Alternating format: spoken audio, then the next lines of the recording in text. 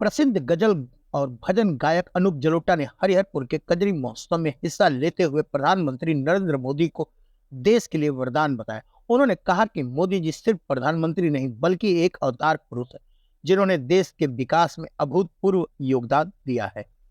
BJP सांसद कंगना रनौत के किसानों पर दिए गए बयानों पर टिप्पणी करते हुए अनूप जलोटा ने कहा कि सार्वजनिक बयान देते समय सोच समझकर बोलना चाहिए ताकि बाद में स्पष्टीकरण की जरूरत न पड़े। उन्होंने कहा कि कंगना दिल से बोलती है, लेकिन उन्हें अपने बयानों पर विचार करना चाहिए। अनूप जलोटा ने जातिगत जनगणना का समर्थन करते हुए इसे जरूरी बताया, जिससे देश की सही पहचान और विकास में मदद मिलेगी। उन्होंने हरिहरपुर घराने के महत्व को जोर दिया और कहा कि यहाँ संगीत महाविद्यालय का निर्माण युवा कलाकारों के लिए लाभदायक है। उन्होंने शास्त्रीय संगीत की शिक्षा को आवश्यक बताया और कहा कि टैलेंट शो से उभरने वाली नई प्रतिभाओं को अगर लंबी अवधि तक टिकना है तो उन्हें शास्त्रीय संगीत का ज्ञान होना जरूरी है। उन्होंने भोजपुरी संगीत की बढ़ती लोकप्रियता की तारीफ की, लेकिन इसके स्तर को सुधारने की जरूरत पर भी जोर दिया। बॉलीवुड में गजलों के इस्तेमाल पर अनूप जलोटा ने कहा कि फिल्मों में गजल का प्रयोग स्क्रिप्ट की मांग के अनुसार किया जाता है, जैसे मुगले आजम में गजल और दबंग में मुन्नी बदनाम जैसे गाने। मीडिया से बातचीत के दौरान अनूप जलोटा ने अपने प्रसिद्ध भजन भी गाए और अयोध्या काशी की तरफ मथुरा में भी बदलाव की उम्मीद जताई।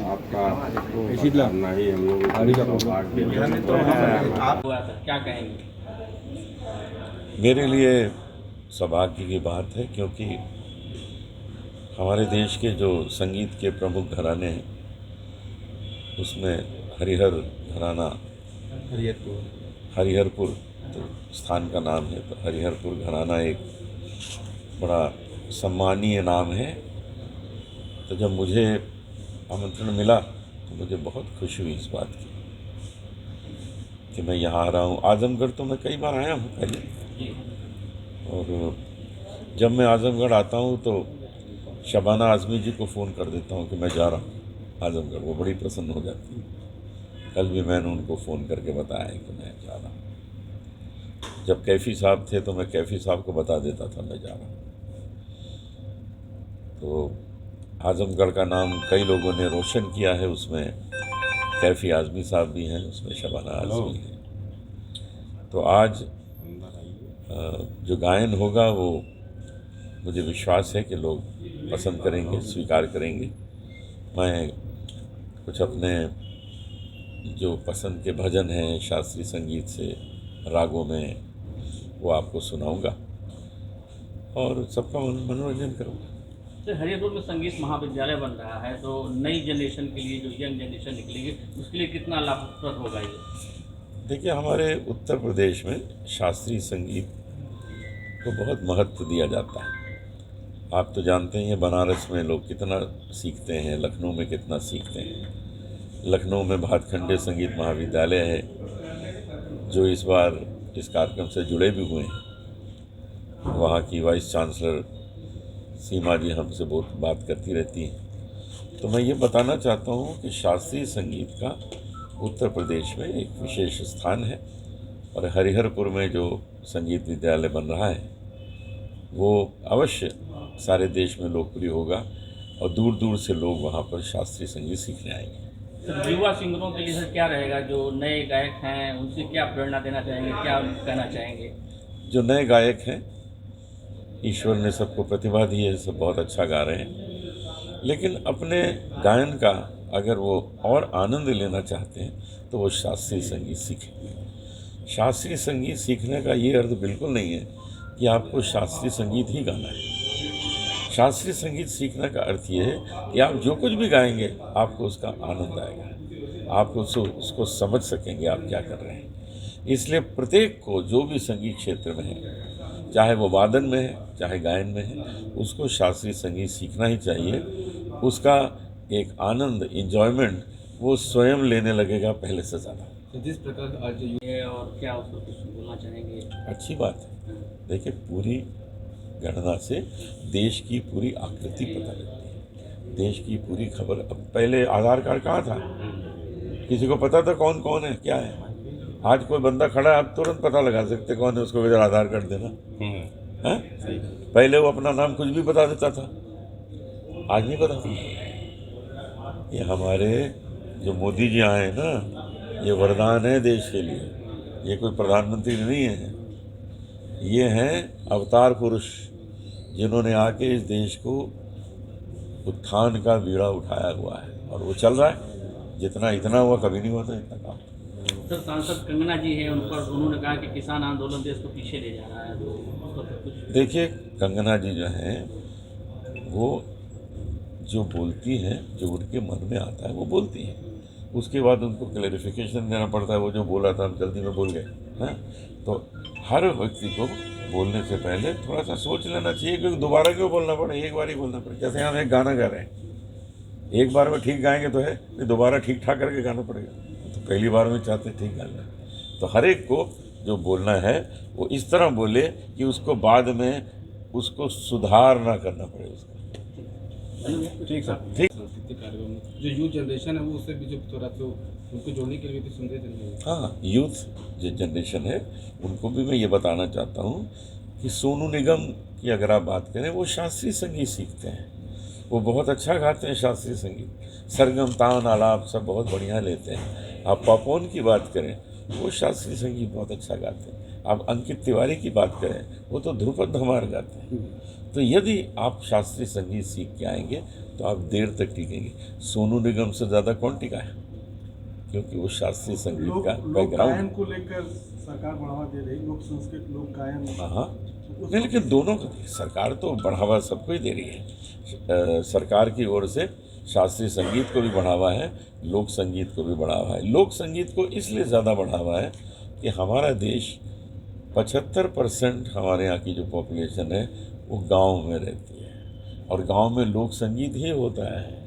इसलिए हमारे जो सरकार है वो लोक संगीत को बहुत बढ़ावा देना चाहती है। लोक संगीत में हमारे इसी उत्तर प्रदेश की मालिनी अवस्थी ने कितना सुंदर वातावरण बना के रखा है कि हर जगह उनके जो गाए हुए गाने हैं लोक संगीत, मैं तो उन्हें लोक संगीत की क्वीन कहूँगा आजकल, जो वो गाती हैं। भगवान उनको ऐसी बना रखे तो हमारे देश का जो लोक संगीत है, हमारे उत्तर प्रदेश का, बिहार का जो लोक संगीत है वो बहुत लोकप्रिय होता जाएगा। सर जो विभिन्न चैनलों पे आते हैं टैलेंट शो प्रोग्राम होते हैं, ये कितने कारगर होते हैं युवा पीढ़ी के लिए? बहुत उससे फ़ायदा होता है।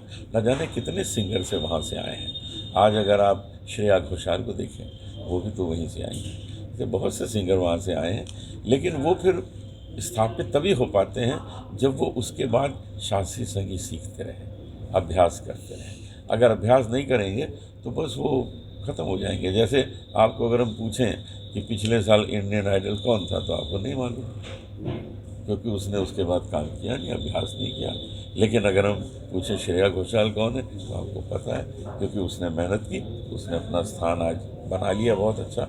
इसलिए किसी भी रियलिटी शो में जीतने के बाद ये न समझिए कि वो लता मंगेशकर बन जाएगा या वो मोहम्मद रफ़ी बन जाएंगे, ऐसा नहीं है। उसके बाद उनको लगे रहना पड़ेगा, मेहनत करनी पड़ेगी। सर भोजपुरी भाषा को आप कहाँ देखते हैं, जैसे संगीत के क्षेत्र में? भोजपुरी तो बहुत ही लोकप्रिय भाषा है। आज भोजपुरी संगीत जो है वो इतना ज़्यादा पॉपुलर है, यूट्यूब में कभी उसके देखिए व्यूज़, तो एक एक गानों को 10-10 करोड़ लोगों ने देखा, सुना। एक एक गाने को 20-20 करोड़ लोग सुन रहे हैं। ये कैसे हो रहा है? ये तभी हो रहा है कि उसकी लोकप्रियता है। ठीक है, अभी उसका जो स्तर है उसको और बढ़ाना चाहिए। ये सभी कलाकारों को मैं वहाँ के कहूँगा कि यदि वो इसका स्तर जो है वो और अच्छा कर दें तो मुझे लगता है ये पॉपुलैरिटी और बढ़ जाएगी। सर कहीं न कहीं आरोप लगता है कि अश्लीलता ज़्यादा भोजपुरी के गानों में रहती है। तो वही तो मैंने हल्के शब्दों में कह दिया कि ज़रा उसको छानबीन करो, उसको छानो, तो फिर जो आपका संगीत है वो पूरा परिवार सुन सकेगा। अभी जो है वो यंग लड़के छोकरे सुन लेते हैं, लेकिन अगर आप चाहते हैं कि उसको बड़े बड़े लोग सुने, जो लोग संगीत पसंद करते हैं, जो लोग संगीत का आदर करते हैं, तो वो तो तभी हो पाएगा यदि आप उसको और सुंदर और पवित्र बनाएं। सर जैसे बॉलीवुड में पहले एक क्रेज हुआ करता था, क्या इसको मानते हैं? देखिए, बॉलीवुड की अगर बात करें तो बॉलीवुड में बिल्कुल ठीक हो रहा है। बॉलीवुड का मतलब क्या है? फिल्म। तो अगर फिल्म होगी मुगले आजम तो गज़ल आएगी, और अगर होगी दबंग तो मुन्नी बदनाम हो जाएगी। तो फिल्म के लिए बनता है ना संगीत। बॉलीवुड का संगीत जो है वो ना तो गज़ल ना भजन किसी को प्राथमिकता नहीं देता है। वो देता है कि स्टोरी क्या मांग रही है, अब अचानक फिल्म आ जाती है बॉर्डर, तो अच्छा गाना आ जाता है, संदेश से आते हैं। लेकिन अगर फिल्म आएगी जला के राख कर दूंगा, तो उसमें क्या होगा? हाउसफुल, तो उसमें तो यही सब होगा ना। तो उसमें किसी म्यूजिक डायरेक्टर की कोई गलती नहीं। सर आज की शाम दो सब कुछ गुनगुना दीजिए। हाँ सुनिए। ऐसी लागी लगन, मीरा हो गई मगन, वो तो गली गली गली गली हरि गुन गाने लगी, महलों में पली बन के जोगन चली, मीरा रानी दीवानी कहाने लगी, ऐसी लागी लगन, मीरा हो गई मगन। सर अयोध्या में प्रभु राम जी का मंदिर स्थापित हुआ, उस पर कुछ अगर आपने मैं सुनाता हूँ। काशी बदली अयोध्या बदली, सब जानते हैं काशी कितनी भव्य हो गई, अयोध्या तो स्वर्ग जैसी हो गई। लेकिन आगे क्या होने वाला है?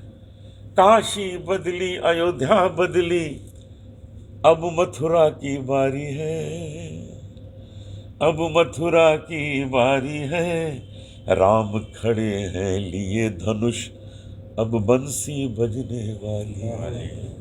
ये होने वाला है। सर विश्वास है कि जो मथुरा में बदलेगा इस बार? क्यों नहीं बदलेगा? पूरा देश बदलेगा। अरे जितने मंदिर हैं, जितने भी जहाँ प्रार्थना होती है, मैं तो सिर्फ मंदिर की बात नहीं करता, मैं तो ये कहता हूँ कि हमारे देश में जहाँ जहाँ जाके पूजा की जाती है, उस सब स्थानों को सुंदर बना दो भाई। हम लोग तो हर धर्म का आदर करते हैं। हम ये थोड़ी चाहते हैं कि मस्जिद खराब हो जाए, हम ये नहीं चाहते कि चर्च खराब हो जाए, गुरुद्वारे खराब हो जाए। सबकी उन्नति वैसे ही हो। वो सब हमारे देश के प्रतीक हैं। हमारे देश धर्म के लिए तो जाना जाता है। अरे अमृतसर जाओ, गोल्डन टेम्पल देखो तो तबीयत खुश हो जाती है। तो हम चाहते हैं हर मंदिर जो है वो वैसा बने कि इंसान जाए, पूजा करे और उसका कल्याण हो। सर